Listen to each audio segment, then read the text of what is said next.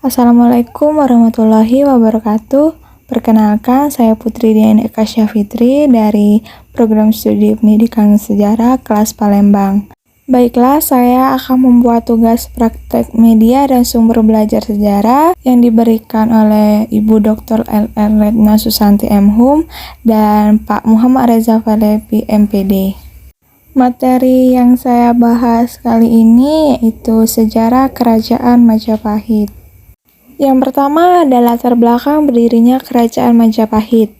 Pendiri Kerajaan Majapahit sendiri tidak terlepas dari runtuhnya Kerajaan Singasari atas serangan Bupati Gelang-Gelang.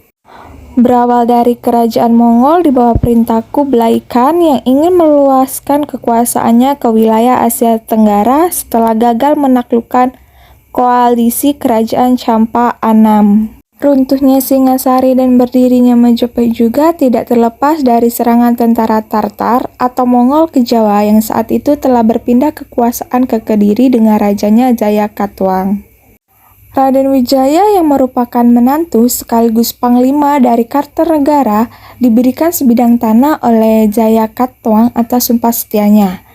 Saat tentara Mongol datang ke Jawa, Raden Wijaya ikut berkoalisi dengan pasukan tersebut dan mengakhiri kekuasaan Jayakatwang. Berikut ini penguasa kerajaan Majapahit yang paling lama. Yang pertama ada Hayam Wuruk atau Sri Raja Sanegara yang memerintah pada tahun 1350 sampai 1389 Masehi. Hayam Wuruk merupakan sosok yang berhasil membawa Majapahit ke puncak kejayaannya bersama dengan patihnya Gajah Mada. Yang kedua ada Girindrawardhana Diyarana Wijaya dari tahun 1486 sampai 1517 yang merupakan menantu dari Kertabumi dan ipar dari Raden Fata yang dilantik oleh Raden Fata menjadi penguasa Majapahit yang sudah dikuasai oleh Kesultanan Demak. Yang ketiga ada Jayanegara dari 1309 sampai 1328. Jayanegara merupakan putra Raden Wijaya dari pihak Selir karena Raden Wijaya tidak memiliki putra dari permasyuri, maka putra dari Selir yang diangkat menjadi penggantinya. Yang keempat ada Tribhuwana Tungadewi yang memerintah sekitar tahun 1328 sampai 1350.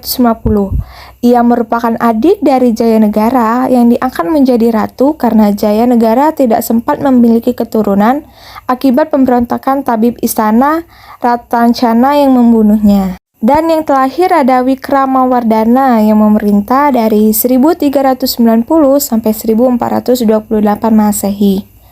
Hayam Wuruk tidak mendapatkan keturunan putra dari permasyurinya, maka kekuasaan Majapahit diserahkan kepada Kusumawardhani, yaitu putrinya. Kusumawardhani kemudian menikahi sepupunya sendiri, yakni Wikramawardhana yang kemudian naik takhta menggantikannya menjadi raja. Nah, letak kerajaan Majapahit.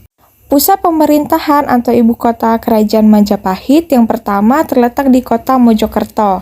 Lokasi pusat pemerintahannya tersebut konon berada di tepi sungai Brantas. Setelah itu, penyebab keruntuhan kerajaan Majapahit. Yang pertama, tidak adanya pengganti Hayam Wuruk yang cakap dalam menjalankan pemerintahan Majapahit. Yang kedua, terjadinya perang prek atau peristiwa perebutan kekuasaan atau brand Wirahbumi dan Wirahmawardhana yang melemahkan kekuasaan Majapahit. Yang ketiga, serangan dari Kerajaan Demak.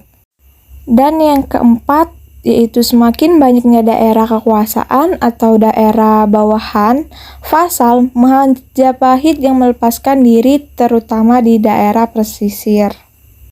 Dan yang terakhir ada peninggalan Kerajaan Majapahit, diantaranya yaitu 1.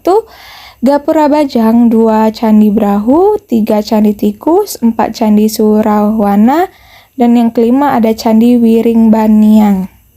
Baiklah, itu saja penjelasan materi yang dapat saya sampaikan. Lebih dan kurangnya saya mohon maaf. Kepada Allah saya mohon ampun.